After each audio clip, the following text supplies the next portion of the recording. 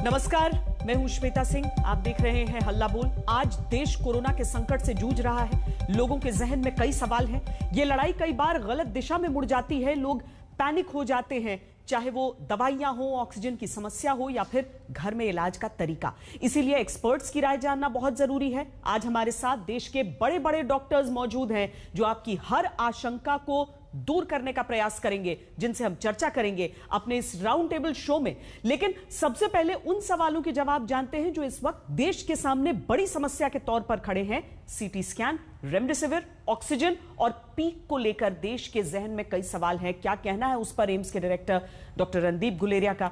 आइए पहले वो जान लेते हैं।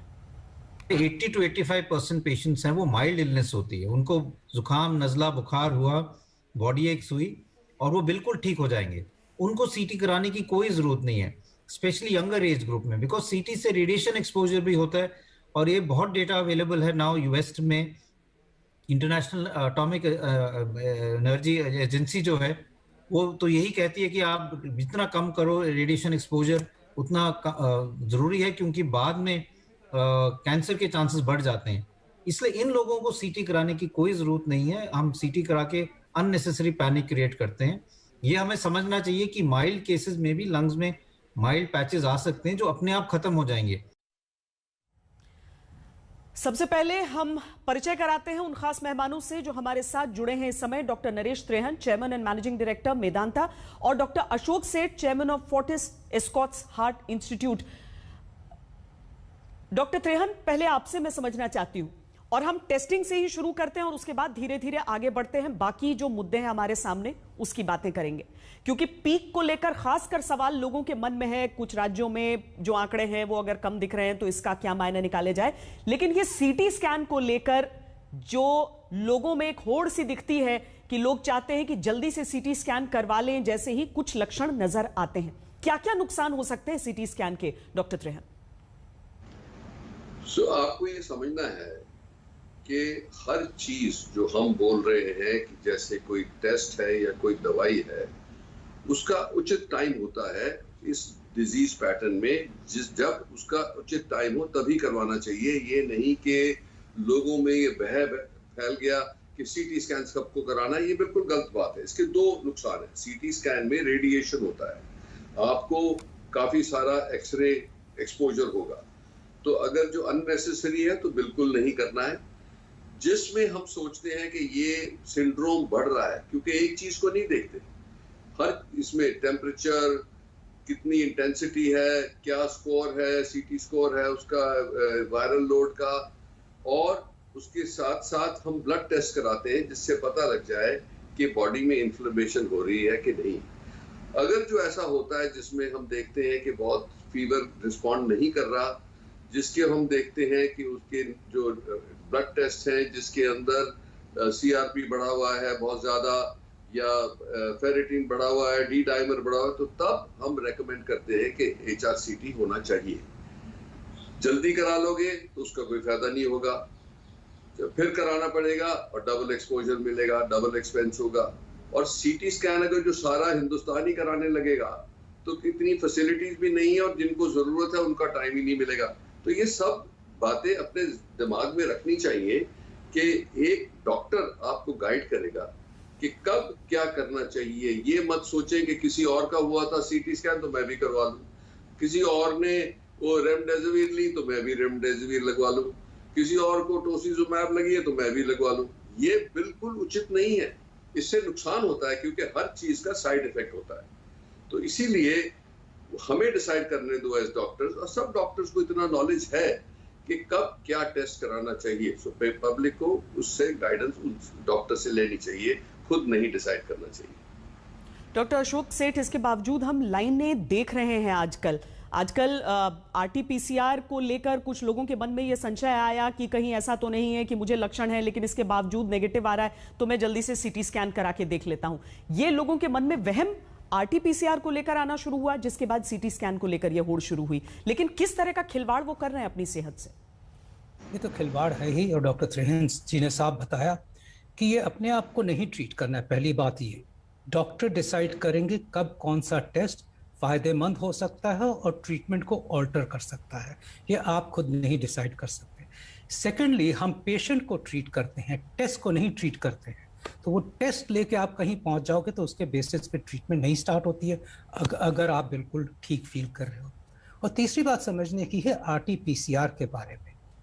RT-PCR अगर नेगेटिव होता है, क्योंकि 70% ही एक्यूरेट टेस्ट है, तो इसका ये मतलब होता है ये कोई टेस्ट 100% एक्यूरेसी से कोविड को नहीं पिकअप कर सकता। तो 70% एक्यूरेसी का मतलब है कि 30% जिनको कोविड है वो मिस आउट हो सकते हैं। वो इसलिए मिस आउट हो सकते हैं कि अगर बहुत जल्दी डिजीज में कर दिया हो, जब तक कि वायरस थ्रोट में प्रोलिफरेट नहीं कर रहा है या उसका लोड कम है, अगर उसको ट्रांसपोर्टेशन में आफ्टर ऑल टेस्ट भी किसी सेंटर में जाके किया जाता है, किस तरह से टेस्ट किया जाता है, ये सब चीज़ें मैटर करती है। और थोड़ा सा ये भी देखा गया है कि आज 50 तरह के RT-PCR टेस्ट के किट्स अवेलेबल है मार्केट में।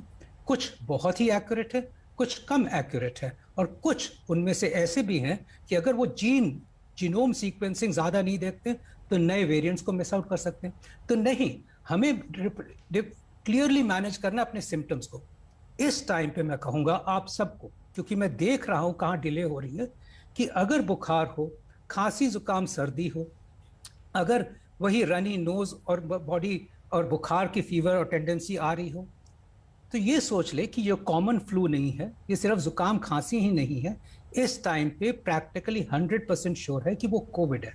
कुछ लोग टेस्ट करा के 2 दिन बाद टेस्ट कराते हैं, क्रोसिन खाते रहते हैं, उसके बाद जब टेस्ट होता है नेगेटिव होता है, फिर वो अपने आप को आइसोलेट नहीं करते, और 6ठे दिन पे जाके या 7वें दिन पे जाके जब वो सीरियस हो जाते हैं तो कहते हैं बट मेरा तो टेस्ट नेगेटिव था, तो मेरा का तो कुछ, मैं तो यही खा रहा था दवाइयाँ।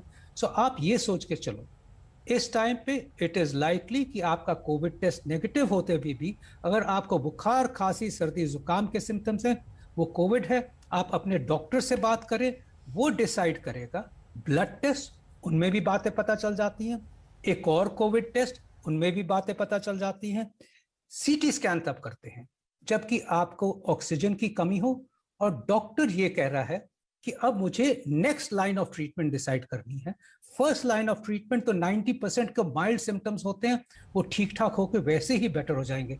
सेकेंड लाइन ऑफ ट्रीटमेंट में डॉक्टर उसके बेसिस पे कई बार अपनी ट्रीटमेंट को ऑल्टर करते हैं, ट्रीटमेंट को चेंज करते हैं। और रेयर केसेस ऐसे होते हैं जिसमें कि हर कुछ नेगेटिव होते हुए चेस्ट इन्फेक्शन कई बार होता है, कई बार कोई सोचता है कि निमोनिया हो रहा है, और उसको भी कोविड से डिफरेंशिएट करने के लिए ये टेस्ट किया जाता है। तो ये डॉक्टर कुछ केसेस में इस वजह से यूज करते हैं। जी, और जिस तरह के खतरे बताए जा रहे हैं उसको लेकर आप सबको समझना होगा कि खुद का डॉक्टर नहीं बनना है। हालांकि अस्पतालों की किल्लत है, लेकिन सलाह की किल्लत नहीं है इस देश में। डॉक्टर एक और बात कि कई बार अगर आप सही टाइम पे ट्रीटमेंट न लो तो वो नुकसान कर सकती है। अगर जैसे देखा गया है कि स्टेरॉइड्स, लोग आजकल तो प्रेडनिसोलोन खुद ही खाना शुरू कर देते हैं। आज मुझे बुखार हो गया, सुना है कि कोविड में प्रेडनिसोलोन यूज करते हैं, स्टेरॉइड्स यूज करते हैं, और वो पता चला कि तीसरे दिन पे किसी ने उनको फोन करके कह दिया कि मैं भी खा रहा था, आप भी खाना शुरू कर दो। और ये भी है कि अगर आपने इसको गलत टाइम पे ली, वायरल रेप्लिकेशन के फेज में ली, तो वायरस और बुरी तरह से बढ़ सकता है, प्रोलिफरेट कर सकता है, खतरनाक बीमारी हो सकती है। और वही दवा जो कि सही टाइम पे यूज करने से आपकी जान बचा सकती थी, वो गलत टाइम यूज करने से आपकी जान जा भी सकती है। जी, doctor Shashank Joshi, member COVID task force Maharashtra, और डॉक्टर राजेश एम पारेख जो कि director medical research and neuro psychiatry, माफ कीजिएगा डॉक्टर साहब, आजकल इतने जसलोक अस्पताल से आप, आजकल इतनी भारी भारी शब्दों का इस्तेमाल सबको करना पड़ गया है, आम लोगों को भी, कि हम लोग थोड़ा थोड़ा डॉक्टर खुद को महसूस करने लगते हैं। लेकिन डॉक्टर पारेख, मैं पहले आपके पास आऊंगी और उसके बाद डॉक्टर शशांक के पास जाऊंगी, क्योंकि मैं उसके बाद पीक की चर्चा करूंगी। लेकिन मैं पहले आपसे यह समझना चाहती हूं, ठीक है, पिछले साल से हमने हाइड्रोक्सीक्लोरोक्वीन सीखा, इस साल रेमडेसिविर सीख रहे हैं, लेकिन जिसका जिक्र डॉक्टर सेठ भी कर रहे थे कि एक व्यक्ति को अगर कोरोना होता है तो उसके ग्रुप में जिसे पहले हुआ रहता है, वो व्यक्ति कहता है अरे मेरे पास प्रिस्क्रिप्शन पड़ी है, स्टार्टिंग से तुम भी ये मेडिसिन शुरू कर दो। क्या ये एक आइडियल स्थिति है? क्या ऐसा करना चाहिए, या फिर कोशिश यही करनी चाहिए कि पॉजिटिव आने के बाद सलाह ली जाए डॉक्टर?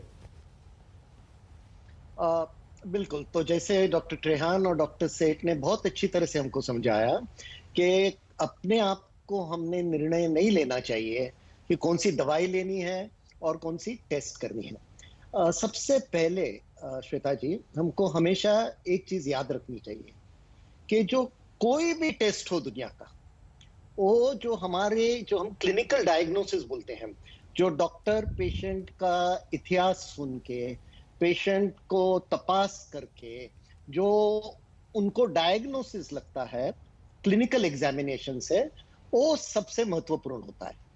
टेस्ट का करने का जो रीजन होता है वो इसलिए है कि अगर डायग्नोसिस नहीं हो तो उसको देखने के लिए, और अगर डायग्नोसिस हो तो उसको कंफर्म करने के लिए। तो कभी भी ऐसा नहीं होना चाहिए कि सिर्फ टेस्ट कर लिया और टेस्ट को देख के टेस्ट के बाद ट्रीटमेंट शुरू कर दी। फिर जैसे आपने कार्यक्रम में बताया था पहले कि ये टेस्ट करने में, HRCT स्कैन करने में काफी नुकसान भी हो सकता है और उसकी जरूरत भी नहीं होती है। अभी क्या हुआ है देखिए, 90% से ज्यादा लोग माइल्ड इन्फेक्शन के साथ ठीक तरह से ठीक हो जाते हैं, लेकिन उनके विजुअल्स तो टीवी के लिए ड्रामेटिक नहीं है। टीवी पे ये लोगों को हम देखते नहीं हैं, वो अपने आप ठीक होके अपने काम पे लग जाते हैं। लेकिन जो लोग ICU में होते हैं, जो स्मशान घर में जो हो रहा है, वो ज्यादा टीवी पे दिखाई देता है। तो क्या हो रहा है श्वेता जी, लोग ये नहीं समझ पाते कि ये एक बहुत माइनॉरिटी है, 5%, 2% ये माइनॉरिटी है जिनके हम इमेजेस टीवी पे हर रोज देख रहे हैं। टीवी पे ही नहीं, सोशल मीडिया पे, प्रिंट में, सब जगह। तो लोगों को पहले तो ये ध्यान में रखना चाहिए कि 90% से ज्यादा हमको कुछ होने वाला नहीं है, हमको खुद दवाई शुरू नहीं करनी है, हमको अपने आप खुद टेस्ट नहीं करनी है। उसके बाद अगर सिम्टम्स आ गए तो किसी भी डॉक्टर के साथ चर्चा करके, अभी बहुत सारे अस्पताल, जसलोक अस्पताल भी होम केयर सिस्टम ऑर्गेनाइज किया है, यानी वहां से वीडियो पे डॉक्टर घर पे बात करेगा और पूरी सलाह देगा। और घर पे ज्यादा कुछ नहीं करना है, बहुत पानी पीना है, खिड़कियां खोलनी है, पंखा चालू रखना है, आराम करना है, ज्यादा ट्रीटमेंट आगे नहीं है। तो वो डॉक्टर के साथ चर्चा करके फिर अगर टेस्ट की जरूरत पड़ी तो करनी चाहिए, नहीं पड़ी तो घर पे आराम करना चाहिए। क्यों, क्या होता है 10-12 दिन में लोग वैसे भी ठीक हो जाते हैं। अभी समझो 5वें दिन पे टेस्ट किया, आजकल उसका रिपोर्ट आने में 3-4 दिन निकल जाते हैं, तो रिपोर्ट 90-10वें दिन पे आया, उसके बाद 12वें दिन पे ट्रीटमेंट शुरू होती है और पेशेंट को लगता है कि अरे मैंने ये दवाई ले ली, मैं 2 दिन में ठीक हो गया। लेकिन वो तो वैसे भी 2 दिन में ठीक होने वाला था, क्योंकि 14 दिन निकल चुके हैं। फिर वो दूसरे लोगों को बोलेगा कि मैंने ये दवाई ली और 2 दिन में मैं बिल्कुल ठीक हुआ। आप सब लोग, और एक बहुत महत्वपूर्ण चीज डॉक्टर सेठ ने आपको बताई लास्ट में कि स्टीरॉइड्स हो तो उसको ठीक समय पे ठीक डोज पे देना चाहिए। अगर पहले दिया और ज्यादा डोज में दिया तो बहुत नुकसान हो सकता है। तो दवाई की एक निशान है, खूबी है कि उसको ठीक समय पे लेना चाहिए, ठीक डोज पे लेना चाहिए और मेडिकल सुपरविजन से लेना चाहिए, क्योंकि ताकि कोई साइड इफेक्ट आ जाए तो डॉक्टर तुरंत बोल सकेगा क्या करना चाहिए। तो अगर हम सब ये ख्याल में रखेंगे तो ट्रीटमेंट बहुत ही बढ़िया हो सकती है। और फाइनली मैं आपको ये कहना चाहता हूं कि एक बड़ा खतरा क्या है अपने आप पे ट्रीटमेंट करने का, वो क्या है कि अगर लोग माइल्ड मॉडरेट करके हॉस्पिटल में इन्फ्लुएंस लेके कुछ भी करके एडमिट हो जाते हैं, तो जो दूसरे पेशेंट होते हैं जिनको बेड की जरूरत होती है वो बेचारे रह जाते हैं, उनकी मौत हो जाती है। तो दूसरों को भी काफी नुकसान होता है अगर लोग अस्पताल में गए। ठीक है, ये घर पे कौन रहे और कब वो समय आए जब आप अस्पताल की ओर देखें, इसको चर्चा में आगे हम इस पर चर्चा करेंगे ताकि लोगों को जानकारी मिल सके। लेकिन डॉक्टर शशांक जोशी, वो सवाल जो सारे लोगों के मन में आज है वो ये कि 1 साल में हम ये समझ गए कि कोई भी लहर होती है तो उसमें शुरुआत होती है, एक पीक होता है और उसके बाद केसेस घटते हैं। अगर आज हम देश भर के घटते आंकड़े देखते हैं तो उसमें कुछ राज्य दिखते हैं, जैसे महाराष्ट्र उनमें से एक है। क्या जो 4-5 दिन के आंकड़े हैं या हफ्ते भर के जो आंकड़े हैं वो अगर एक प्लाटू या एक नीचे की तरफ आता हुआ दिखता है तो क्या हम समझे कि महाराष्ट्र जैसे राज्य में अब पीक का समय आ गया है और इसके बाद स्थिति बेहतर होगी, या जल्दी है ये जज करना? नहीं, आपने श्वेता जी बिल्कुल सही कहा। लास्ट 3 हफ्ते से हम देख रहे हैं अप्रैल के पहले हफ्ते से मई के पहले हफ्ते तक आप देख रहे हैं कि जैसे बम्बई की केस ले लीजिए आप, तब हमारी जो टेस्ट पॉजिटिविटी रेट थी अराउंड 28 से 30% थी। अभी वो कम होके ये हफ्ते में करीबन आई है 10% पे। डबलिंग टाइम जो था वो करीबन 38 डेज था, वो अभी 100 के ऊपर चला गया है। मृत्यु दर थोड़ा सा बढ़ गया है, लेकिन अभी भी वो केस फेटेलिटी रेट 0.51% तक ही है। और ओवरऑल नंबर ऑफ केसेस जो 11-12 हजार थे हफ्ते में, पहले हफ्ते में अप्रैल के, अभी मई के पहले हफ्ते में वो कम होके 3-4 हजार पे आ गए हैं। तो आंकड़े भी देखेंगे, नंबर्स भी देखेंगे, तो ये 4 हफ्ते में एक तो चीज दिखते है कि रफ्तार थोड़ी कम हुई है। मुंबई में और महाराष्ट्र में से 13 या 14 जिले हैं, वहां पे हम देख रहे हैं उसमें से 8-10 जिलों में अभी भी प्रादुर्भाव है, कोविड है, और अभी भी वो प्लेटू पे है। लेकिन एक 4-5 जिलों में हम एक संकेत देख रहे हैं कि प्लेटू होके ये लहर कम होनी चालू होगी। हमको दो चीज समझनी चाहिए कि दूसरी जब लहर आती है तो उसकी तीव्रता ज्यादा स्ट्रांग रहती है, प्लेटू ज्यादा वक्त के लिए रहता है, पहले लहर से भी ज्यादा 2 हफ्ते रहेंगे। तो हमको लगता है कि ये संकेत और 2 हफ्ते तो रहेंगे। लेकिन 2 चीज मैं आपको स्पष्ट बोल सकता हूँ कि ये लहर कोई राज्यों के कोई डिस्ट्रिक्ट्स में कम हो रही है, और बम्बई उसका एक उदाहरण है। जैसे आप केरल भी देखेंगे तो केरल में केसेस काफी ज्यादा थी मार्च में, और अप्रैल से उनकी प्लेटू होके अभी उनकी लहर अभी लगभग निकल गई है। तो हमको 2-3 अच्छे संकेत दे रहे हैं, और यही भारत वंश में भी होगा। जैसे नॉर्थ इंडिया में दिल्ली वगैरह है, 2 हफ्ते के बाद हम देखेंगे कि वहां पे भी केसेस प्लेटू होके स्लोली वो कम होने चालू होंगे। लेकिन उसके ऊपर 2 चीज है। एक तो हमको अभी काफी निर्बंध लगाए हैं, महाराष्ट्र में काफी निर्बंध लगाए हैं, तो जब हम अनलॉकिंग करेंगे तभी हमको सही आंकड़े करेंगे। दूसरी चीज है कि हमको टेस्टिंग का जो परसेंटेज है वो कम नहीं करना चाहिए। मुंबई में अभी हम करीबन 40-50 हजार टेस्ट कर रहे हैं, बीच में टेस्ट का आंकड़ा करने का 20-25 हजार तक आ जाता है, वो नहीं होना चाहिए। और महाराष्ट्र में भी करीबन हम देख रहे हैं कि लगभग 60-65 हजार केसेस आ रहे थे, अभी वो अराउंड 50 हजार केसेस आ रहे हैं, और टेस्टिंग भी अराउंड 2.5 लाख कर रहे हैं।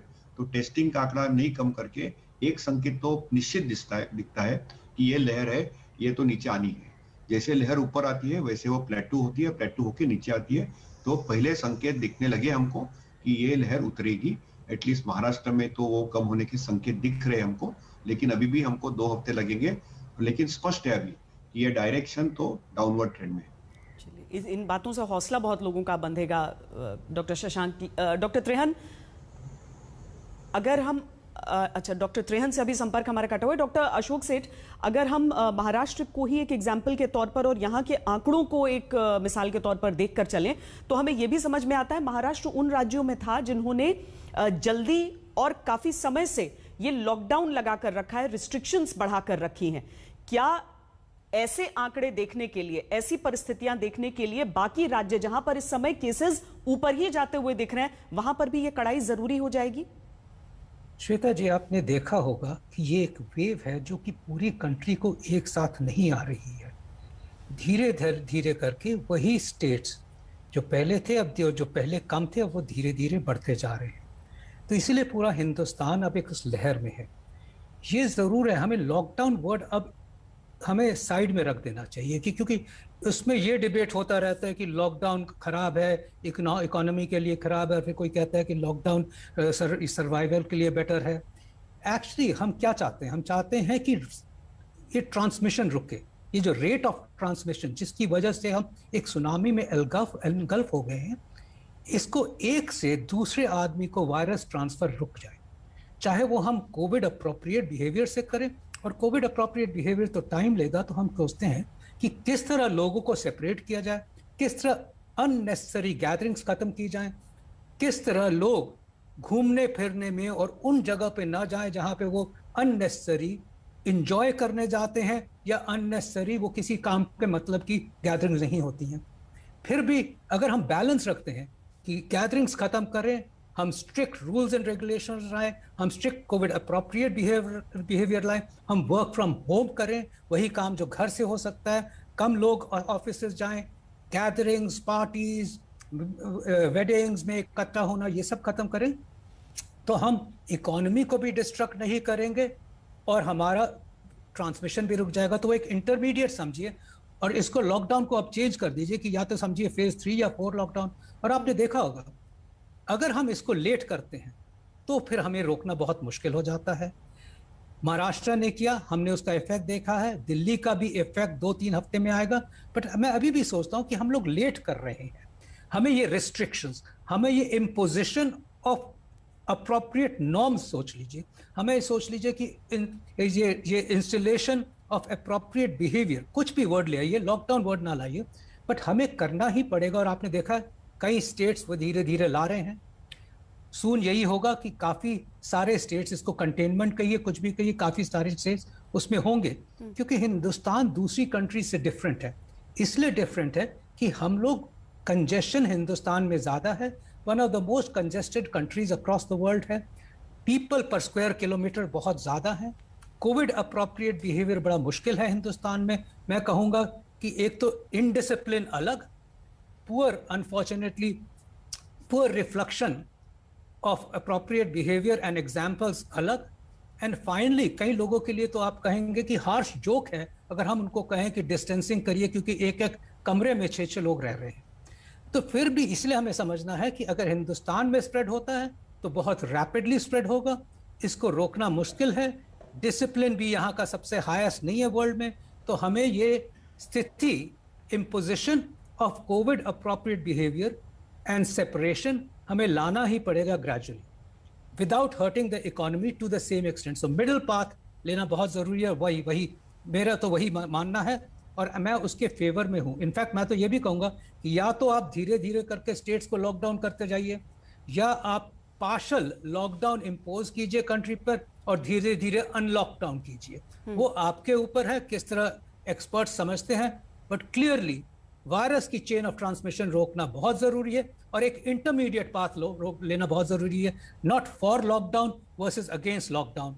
We are neither talking about for and against, we are saying imposition of COVID appropriate behavior by rules and regulations has to become the norm. Unnecessary gatherings have to finish off. जी doctor Parikh, हम भारत के आकार को देखें, हम अपनी आबादी को देखें तो, और अलग अलग राज्यों के आंकड़ों को देखें तो ऐसा लगता है कि शायद पीक को लेकर चर्चा समूचे देश की एक साथ नहीं हो सकती है। ये मैं आपसे इस ब्रेक के बाद जानना चाहूंगी कि क्या पूरे देश की पीक को हम एक आंकड़े के तौर पर देखें, या हम समझें कि अभी जिन राज्यों में हुआ है और अब जैसे दक्षिण के कुछ राज्य या बिहार बंगाल में जो मामले बढ़ रहे हैं तो राज्यों के हिसाब से यहां पर पीक होगा, और अगर होगा तो वो तारीख क्या हो सकती है, आकलन क्या हो सकता है। बस इस ब्रेक के बाद चर्चा को आगे बढ़ाएंगे, देखते रहिए। आज हल्ला बोल में हम चर्चा कर रहे हैं देश के नामी डॉक्टरों से, ताकि आपके मन में कोई संशय न रह जाए इस कठिन समय में। डॉक्टर पारिक, हम उस पीक की बात कर रहे थे जिस पीक का इंतजार पूरे देश में सब कर रहे हैं कि उसके बाद शायद ढलान पे जाएं, आंकड़े कम होते जाएं, लेकिन क्या समूचे देश में आपको एक तारीख दिख रही है जिसकी गणना अभी तक हो रही थी? अभी तक तमाम एक्सपर्ट्स जो हैं वो एक मिड मई की तारीख दे रहे थे, या फिर हर राज्य को अपने केसेस के हिसाब से इसे आंकना होगा? देखिए श्वेता जी, हमको हमेशा 3 आंकड़ों पर ध्यान रखना चाहिए। सबसे पहले दुनिया में क्या हो रहा है, उससे हमको क्यों उस पर ध्यान रखना चाहिए कि हमको कभी ये भूलना नहीं चाहिए कि ये जो बीमारी है जिसने पूरे दुनिया को हिला दी है वो एक व्यक्ति से शुरू हुई थी। सिर्फ एक ही व्यक्ति से वुहान में ये शुरू हुआ था और अभी पूरी दुनिया में फैल गया है। तो वायरस के लिए पूरी दुनिया एक देश है, और जब तक थोड़े लोग रहेंगे उनकी जिनकी सुरक्षा नहीं रहेगी तो हम सब पे खतरा है। दूसरा आंकड़ा हमको हमारे देश पे देखना चाहिए। ये क्यों करना चाहिए? क्योंकि हर देश की पॉलिसी अलग होती है, तो अपनी देश की पॉलिसी काफी अलग रही है दूसरे देशों से, तो इसीलिए हमारे देश में क्या हो रहा है उसके ऊपर भी हमको ध्यान रखना चाहिए। और तीसरा, अब हमारे स्टेट में जिधर हम रहते हैं, जैसे मैं महाराष्ट्र में रहता हूं, तो महाराष्ट्र में जो भी हो रहा है उस पर भी ध्यान रखना चाहिए। तो ये तीनों आंकड़ों को हमको ध्यान से देखना चाहिए, और उसके अलावा हमको ये भी समझना चाहिए कि हमारे आजू बाजू में क्या हो रहा है और हमारे घर में क्या हो रहा है। ये आंकड़े नहीं है, लेकिन उसके ऊपर भी हमारा ध्यान रहना चाहिए। ये क्यों रहना चाहिए? बिकॉज जो भी हम लोग पॉलिसी डिसीजन लेंगे अपने परिवार के लिए, अपने स्टेट के लिए, अपने देश के लिए, वो ये आंकड़ों के मुताबिक रहेगा। अभी देखिए, दो चीजें अभी तक इस पेंडेमिक में, पहले पेंडेमिक की बात नहीं करना चाहता हूं, इसी पेंडेमिक में दो चीजें से ये बीमारी निकल गई है। किधर भी उनको सफलता प्राप्त हुई, सिर्फ दो चीजें। एक, आप लॉकडाउन कहें या दूसरा कौन सा शब्द इस्तेमाल करें, उससे हुआ है। अपने देश में भी हुआ था, हमने पहले लॉकडाउन कर दिया था और उसके वजह से बहुत ही जल्दी वो पहली लहर थी वो खत्म हो गई। और दूसरा है वैक्सीनेशन। बहुत सारे देशों ने गलतियां की थी, यूएस ने, यूके ने, बट जैसे उन्होंने उनका वैक्सीनेशन बढ़ाया तो उनके केसेस कम हो गए। अभी सिंगापुर ने एक अच्छा शब्द ढूंढ निकाला है जो सब लोग समझ सकते हैं, क्योंकि सिंगापुर में बहुत सारी भाषाएं हैं और कोई भी शब्द हो, समझो लॉकडाउन, तो उसको अगर आप तमिल में ट्रांसलेट करोगे या चाइनीज में ट्रांसलेट करोगे तो उसका अलग अलग मतलब बदल जाता है। तो उन्होंने एक शब्द इस्तेमाल किया है, लॉकडाउन की बात ही नहीं करते और सर्किट ब्रेकर बोलते हैं, क्योंकि वहां हर घर में एक सर्किट ब्रेकर रहता है और जब कुछ प्रॉब्लम होता है तो सर्किट टूट जाता है और फिर घर में आग नहीं लग जाती है। तो उन्होंने ये सर्किट ब्रेकर शब्द इस्तेमाल करके सब लोग को समझा दिया है। डॉक्टर से बोल रहे हो सही है, क्योंकि लॉकडाउन यानी किसी को लगता है हम कैदी हो जाते हैं, हमको ताले से बंद किया जा सकता है, लेकिन ये लॉकडाउन हमारे पास, या सर्किट ब्रेकर बोलो या कुछ भी बोलो, उसके अलावा अभी जो हमारे देश में हालत है, क्योंकि वैक्सीनेशन की तो बहुत ही शॉर्टेज है, आप तो जानते हैं, आप उसके बारे में चर्चा कर रहे हैं। तो जब तक वैक्सीनेशन की शॉर्टेज रहेगी और उस कुछ समय तक रहेगी तो हमारे पास दूसरा सॉल्यूशन नहीं है। और जैसे वैक्सीनेशन आते रहेगा सभी को वैक्सीनेट करना चाहिए। किसी ने मुझे परसों पूछा था कि 3 चीज क्या है जो हमको करनी चाहिए, वो बोला 3 चीज यही है, वैक्सीनेट, वैक्सीनेट एंड वैक्सीनेट। वाकई, और उसके लिए एक बहुत बड़ा अवरोध हो जाता है डॉक्टर जोशी हमारे सामने, कि हमारी आबादी, हमने इस दूसरी लहर में देख लिया है कि व्यवस्था करना कितना मुश्किल हो जा रहा है। ऑक्सीजन के लिए अगर लोग लाइनें लगा रहे हैं इस तरीके से, चाहे घर में अपने आप को ट्रीट करने की कोशिश कर रहे हो या अस्पताल में बेड लेने का प्रयास कर रहे हो, संसाधन कितने भी हुए, हमारी आबादी इतनी बड़ी है कि अगर ऐसी खौफनाक लहर आ जाती है तो सारे संसाधन कम पड़ जाते हैं।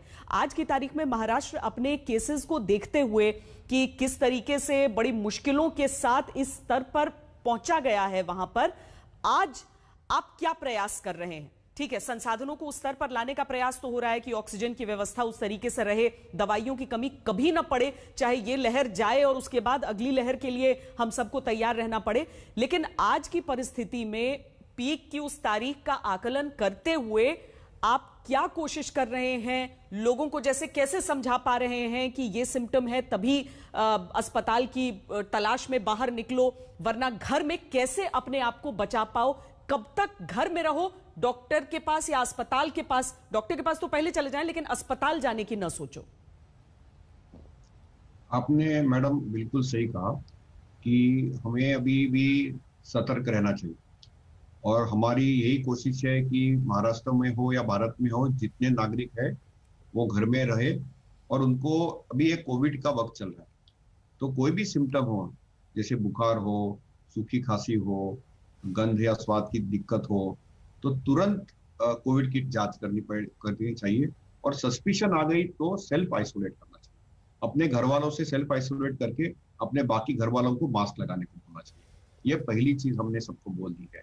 और जांच करके अक्सर हमने ये भी देखा है, जैसे आपके प्रोग्राम में पहले भी डिस्कस हुआ, कभी कभी RT-PCR 70% लोगों में ही पॉजिटिव आती है, तो कभी कभी वो जांच करने के बाद भी सिम्टम्स परसिस्ट रहे तो हम तो हमारे महाराष्ट्र में बताया कि कोविड का जो टाइम टेबल है ये 14 से 21 दिन का है और डॉक्टरी संपर्क दिन में 2 बार होना चाहिए। यदि आप फोन पे बात कीजिए, डिजिटली बात कर लीजिए, इलेक्ट्रॉनिक मीडियम से बात कर लीजिए, ये होना ही चाहिए। और घर में मॉनिटरिंग के लिए एक तो बुखार मॉनिटर करना चाहिए, सूखी खांसी मॉनिटर करनी चाहिए, आपको दम लगता है, बहुत थकान आती है तो ये भी मॉनिटर करके आपके डॉक्टर के साथ संपर्क रखना चाहिए। और पल्स ऑक्सीमीटर का हमने जरूर जिक्र किया है कि घर में हो सके तो पल्स ऑक्सीमीटर रखना चाहिए। और पल्स ऑक्सीमीटर में ऑक्सीजन सैचुरेशन की मात्रा यदि 93% के नीचे हो या 6 मिनट वॉक करने के बाद यदि वो 3% से नीचे आ जाती है तो तुरंत अपने डॉक्टर को संपर्क करके अस्पताल में जाके ऑक्सीजन लेना चाहिए। ये रेड फ्लैग बोलते हैं। या हमारा जो रेस्पिरेटरी रेट है, यानी सांस लेने की जो रफ्तार है, ये 24 से ज्यादा हो जाती है पर मिनट में, तो भी डॉक्टर से तो हमारे जो प्रोटोकॉल्स है, हम उसमें सिंपल स्ट्रेटेजी है असेस, यानी पेशेंट को असेस करके 24 घंटा अपने डॉक्टरी संपर्क में रखना, नंबर 1। दूसरा, कौन से पेशेंट को ट्रायज या ट्रांसफर करें, यानी कौन से पेशेंट को जरूरत है कि अस्पताल की जरूरत पड़े, कोरोना केयर सेंटर की जरूरत पड़े। और तीसरी चीज है कि घर में जो बाकी व्यक्ति है, क्योंकि इस बार आई हुई जो लहर है उसमें आने वाला स्ट्रेन है, उसका ट्रांसमिसिबिलिटी यानी संसर्ग बहुत फास्ट फैलता है। तो घर में यदि 2 या 3 लोग हो और तो तुरंत सबको सेल्फ आइसोलेट करके उनको भी 3-5 दिन के बाद जांच करनी बहुत जरूरी है और वैद्यकीय सलाह से दवाई लेनी है। बुखार यदि बढ़ जाता है तो पैरासिटामोल ले सकते हैं, बहुत ज्यादा खांसी कम नहीं होती है 5 दिन के बाद तो एक बुडेसिनाइड का इनहेलर ले सकते हैं। इसके बावजूद भी कुछ भी तकलीफ होती है तो डॉक्टर की सलाह में कोई दवाई चालू करते हैं। और यदि सैचुरेशन ड्रॉप होता है और दम लगता है तो ऑक्सीजन, स्टीरॉइड और लो मॉलिक्यूलर हिपेरिन की दवाई अस्पताल में लेनी चाहिए और डॉक्टरी की निगरानी में लेनी चाहिए। अभी हमारे घर में क्या होता है कि काफी लोगों के घर छोटे हैं, जैसे बम्बई शहर में छोटे छोटे घर है, तो उसमें कभी कभी सेपरेट टॉयलेट नहीं रहती है। तो इसके लिए हम सबको दरखास्त करते हैं कि हमारे यहाँ के जो बीएमसी वॉर रूम्स है वहां से उनको कोरोना केयर फैसिलिटी में शिफ्ट किया जाता है, जहाँ को उनको ये सुविधा दी जाती है, खाना पीना दिया जाता है और उनके ऊपर निगरानी भी रखी जाती है। तो ये बहुत जरूरी है कि डरे नहीं और इससे हम बाहर निकलते हैं। अभी अक्सर क्या हो रहा है कि एसिम्प्टोमेटिक यानी जिनको कोई भी लक्षण नहीं है उसमें सबसे ज्यादा खतरा रहता है। लोगों को लगता है मेरे को कुछ नहीं है, मेरी कोविड टेस्ट पॉजिटिव है, 7-8 दिन लग गया, अभी मैं तो ठीक हो गया। और वही टाइम सैचुरेशन सडनली ड्रॉप होता है और 7वें-8वें दिन में सैचुरेशन ड्रॉप होता है, 9वें-10वें दिन में आते हैं तो काफी उनकी हालत खराब हुई रहती है। इसलिए डॉक्टरी संपर्क रखना भी बहुत जरूरी है। जिनको लक्षण नहीं है उनके ऊपर भी निगरानी रखनी उतनी जरूरी है, तो किसी की मौत नहीं होए और हमको जाने बचानी है। पहले हमारा एक ही मकसद है कि जान बचाए और दूसरे बार कि अस्पताल जिनको जरिए उनको जाना चाहिए, सब लोग जाके अस्पताल ब्लॉक नहीं करना चाहिए। और हमारे यहाँ पे अभी जो वार्ड रूम्स है वहाँ पे घर पे एम्बुलेंस भेज के हम मरीजों को लेके आते हैं और उनको इधर कोरोना केयर फैसिलिटी या अस्पताल में भर्ती कर देते हैं। दूसरी एक बात आपको बहुत महत्वपूर्ण है कि मास्किंग करना बहुत अनिवार्य है। जिनके घर में कोरोना नहीं है लेकिन उनके घर पे बाहर से कोई काम करने के लिए घर में आ रहा है, कोई नौकर आ रहा है, तो वो वक्त में प्लीज मास्क लगाइए, क्योंकि वो जो बाहर से शख्स आ रहा है वो कभी कभी कोविड पॉजिटिव हो सकता है। हमको अभी कोविड टाइम में सबको सस्पेक्ट करना चाहिए जी। तो इसलिए हमको सतर्क रखनी चाहिए कि वो टाइम प्लीज मास्क करे। वो 2-3 घंटे जब घर की सफाई होती होगी या घर में खाना पकता होगा तो वो टाइम मास्क डालना बहुत अनिवार्य है, क्योंकि फिर संसर्ग नहीं होना। और आप जब भी बात करते, आपने हमारे नेबर से भी जब बात करते तो हमने सबको बोल दिया है कि बातचीत करते समय भी आप मास्क करें, उसमें कोई भी इसमें मिस्टेक नहीं करिए। देखो अभी भी हमको कोरोना से बाहर निकालने के लिए 2 ही चीज सबसे महत्वपूर्ण है अवॉइड करने के लिए। एक तो मास्क या डबल मास्क और दूसरी चीज है वैक्सीनेशन। वैक्सीनेशन को तो भी 6 महीना 1 साल लगने वाला है, तो जब तक वो नहीं हो तब तक हमको डबल मास्किंग तो करना चाहिए। और कोविड पॉजिटिव आते भी है तो भी कंटिन्यूसली वैद्यकीय संपर्क रख के हमको रेड फ्लैग जो भी है तब भी तुरंत अस्पताल में जाना चाहिए। वॉर रूम के साथ कांटेक्ट रखिए, अपने डॉक्टर के साथ संपर्क रखिए और सतर्क रहिए।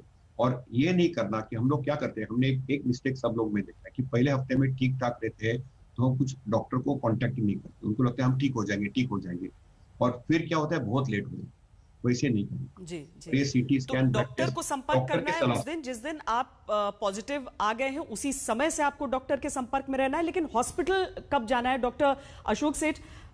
अस्पताल का रुख करना है या नहीं करना है? कितना ऑक्सीजन लेवल हो तब लोगों को यह सोचना चाहिए कि हमें जाना चाहिए? कहीं ऐसा तो नहीं कि उस स्तर पर पहुंचने के बाद यही कहा जाए कि आपने तो बहुत देर कर दी थी? लोगों के मन में यही सवाल आते हैं, इसीलिए पॉजिटिव आते ही कई दफा लोग कोशिश करने लगते हैं अस्पतालों को ढूंढने की।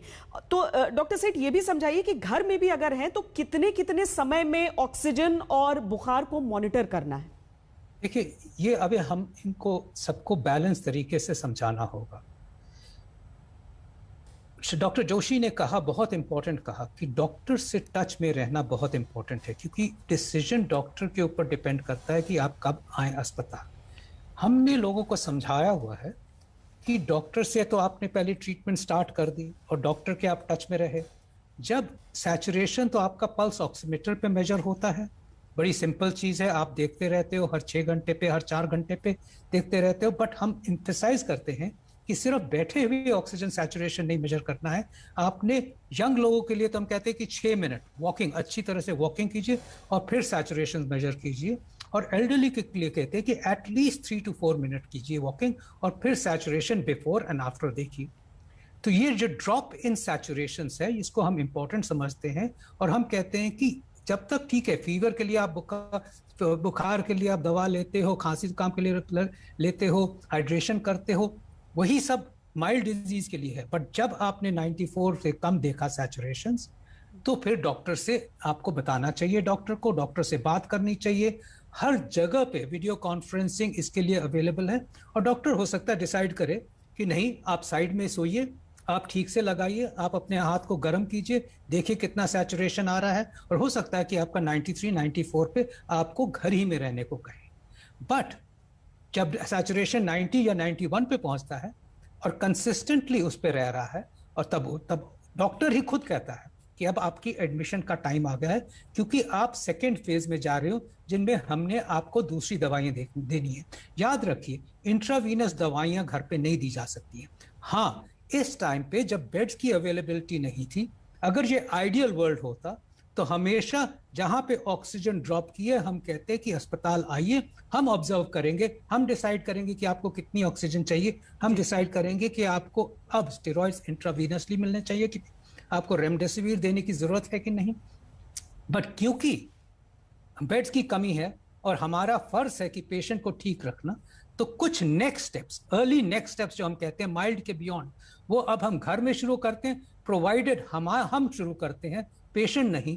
और वो हमारी 1-to-1 मॉनिटरिंग चलती रहे, जिसमें कि पेशेंट हमें बताता रहे कि बेटर हो रहा है, वर्स हो रहा है। वाजिब बात है, डॉक्टर सेठ यही समझा रहे हैं कि हमें सीधे तौर पर यह देखना है कि हमें कोई भी चीज जेनेरिक नहीं ले सकते हैं कि फलाने पर हुआ है तो हमारे पर भी होगा, या इन बातों का एक ही सार है कि डॉक्टर के साथ आपको संपर्क में रहना है। बहुत बहुत धन्यवाद, आप सबने बहुत सारे कॉन्सेप्ट्स को लोगों की क्लियर किया है। बहुत धन्यवाद डॉक्टर सेठ आपका, डॉक्टर पारिक और डॉक्टर जोशी आप सबका इस पूरी चर्चा में जुड़ने। कोरोना की दूसरी लहर के बीच कुछ सुकून इस बात से है कि कई राज्यों में जो मामले हैं वो अब घट रहे हैं, लेकिन अभी भी डॉक्टरों की राय यह है कि समूचे देश की पीक के तौर पर किसी एक तारीख को नहीं देखा जा सकता। हर राज्य में अलग परिस्थितियां हैं और उन्हें आंकते हुए वहां पर कदम उठाए जाने हैं। हल्ला बोल में आज के लिए इतना ही। देश और दुनिया की बाकी खबरों के लिए देखते रहिए आज तक।